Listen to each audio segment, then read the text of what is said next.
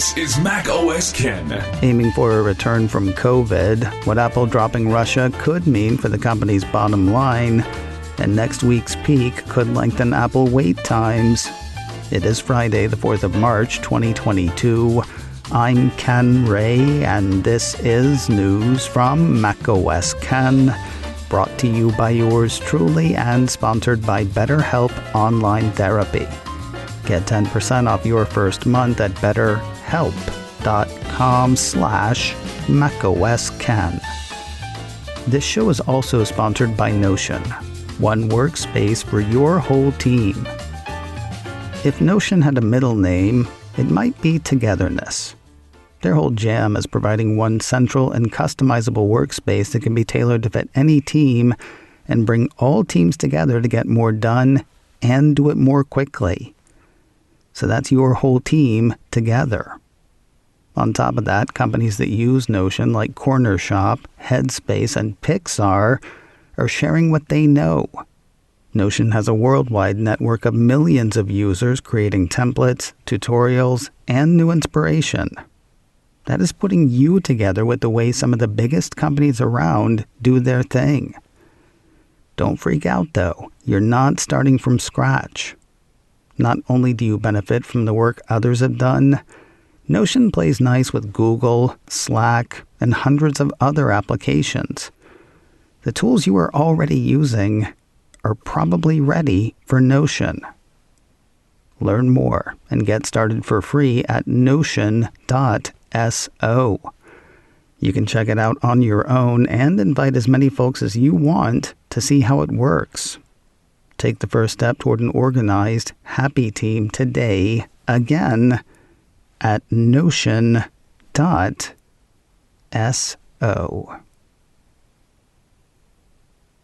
It looks like masking for Apple employees will soon be left up to the employees themselves.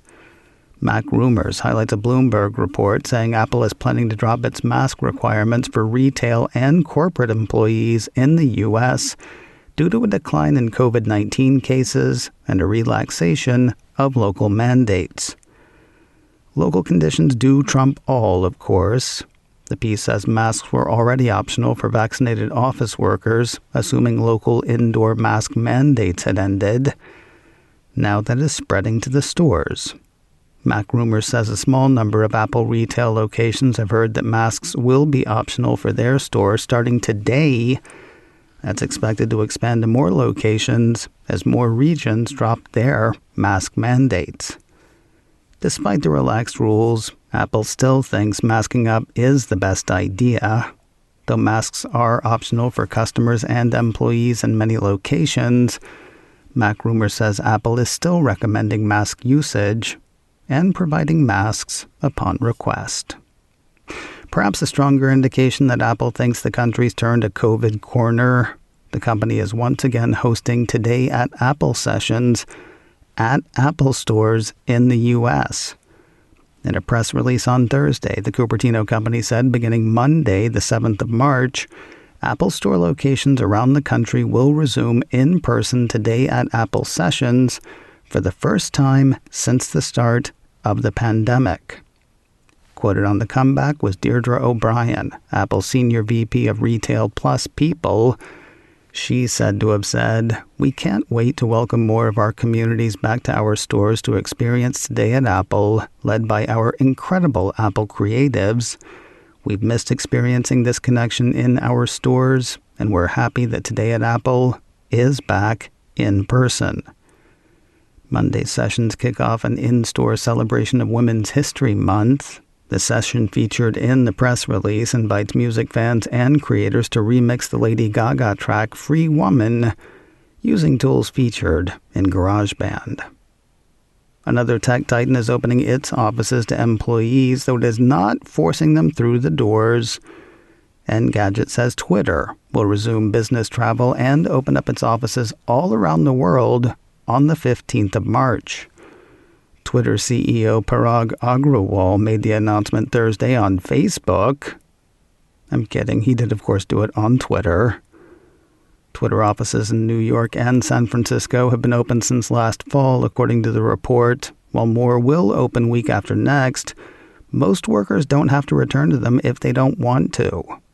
According to Engadget, unlike many companies who are returning to in-person operations, Twitter is not requiring employees to come back. Early into the pandemic, Twitter granted employees the option of working from home indefinitely.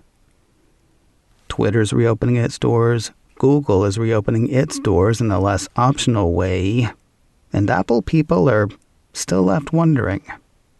At the current time, says Mac Rumors, Apple has not yet informed corporate employees of when they might be required to return to the office, but with mask mandates dropping and Google bringing workers back in April, we could hear an update from Apple in the near future.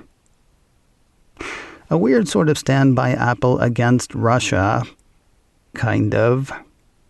The Mac Observer says Apple's Maps app and Apple's Weather app now list Crimea as part of Ukraine. The piece reminds readers that Russia invaded and annexed Crimea from Ukraine in 2014. According to a piece from Mashable, until this week's change, Crimea was not listed as part of any country in either app. Here's the annoying part, though. This may not be true in Russia.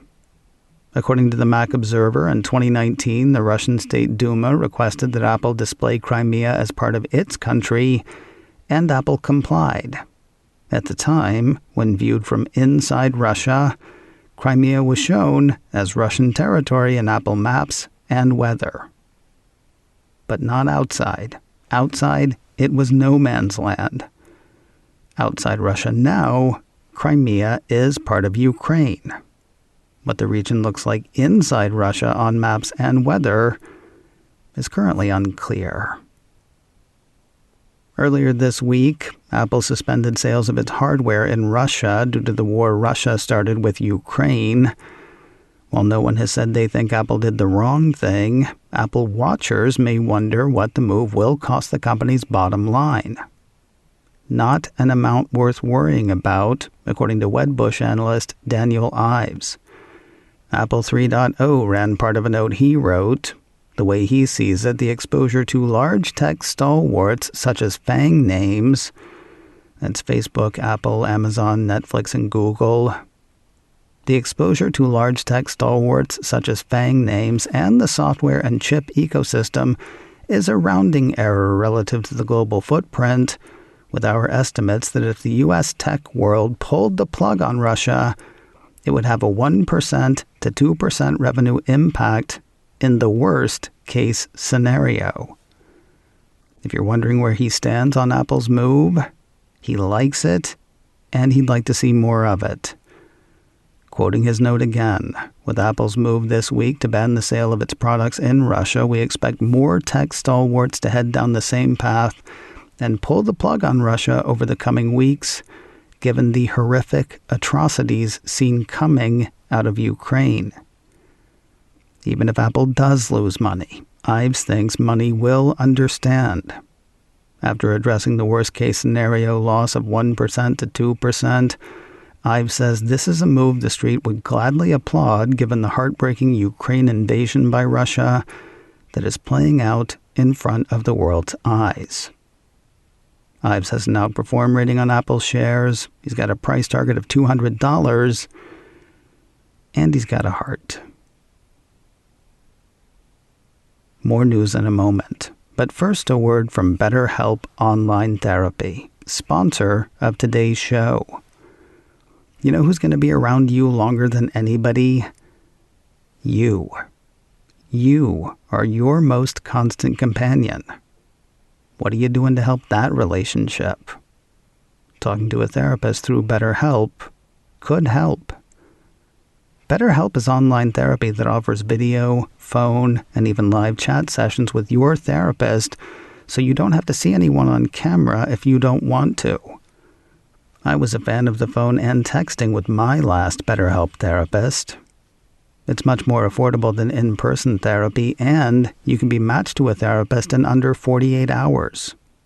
Give it a try and see why over 2 million people have used BetterHelp online therapy.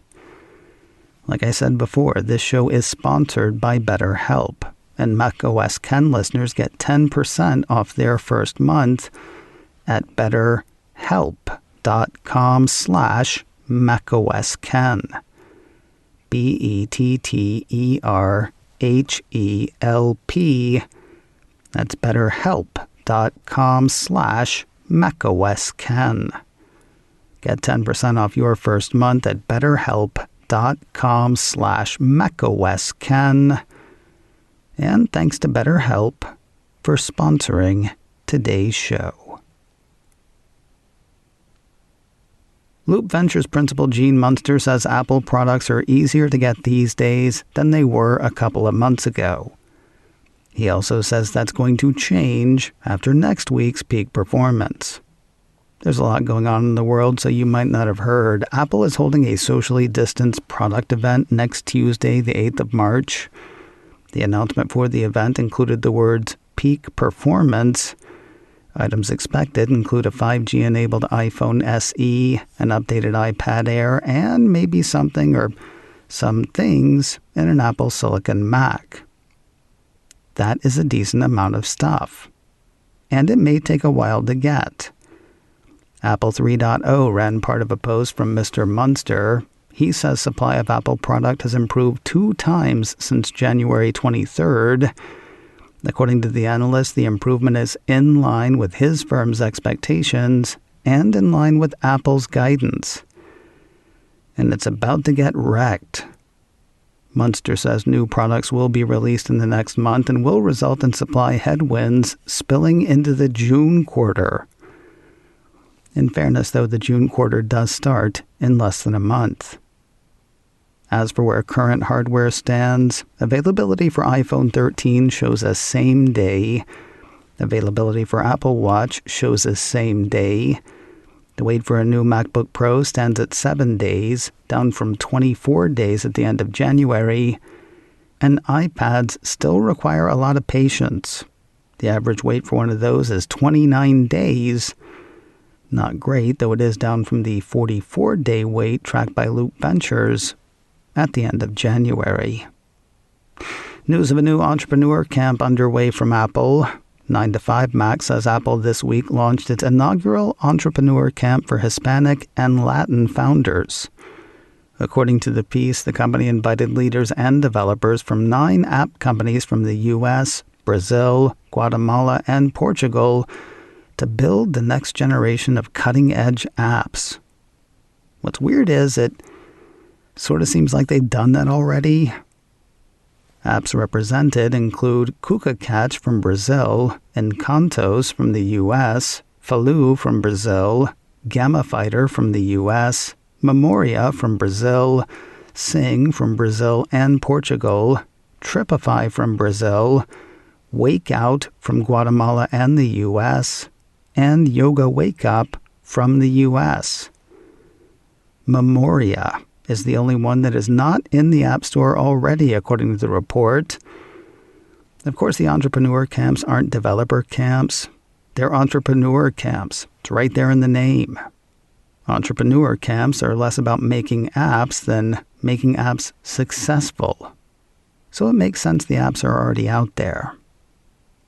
Speaking of the incoming crew, Lisa Jackson, Apple's VP of Environment, Policy, and Social Initiatives, was quoted as saying, "We are excited to bolster the impact of Entrepreneur Camp with the addition of this new cohort for Latin technologists.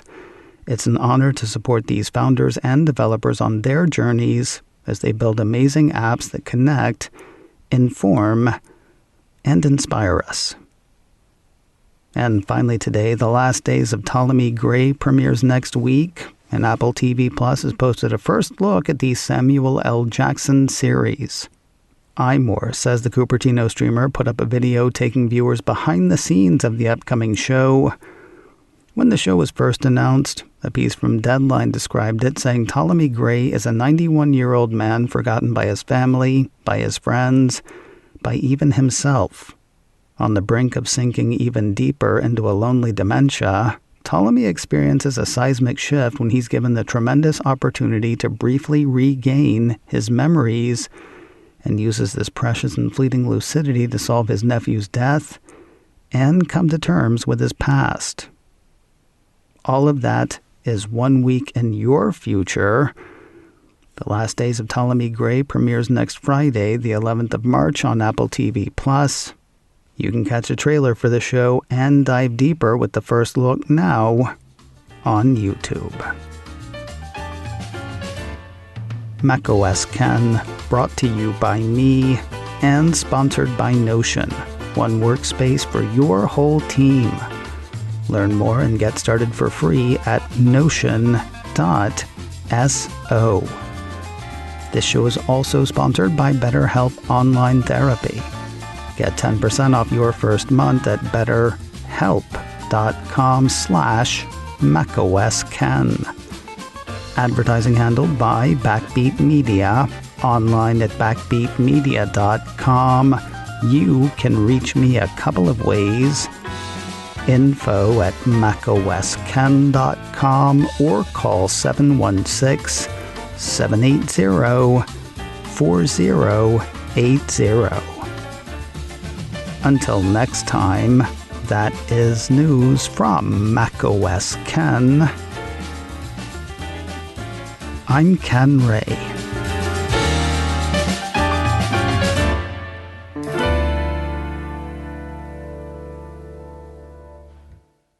Ciao.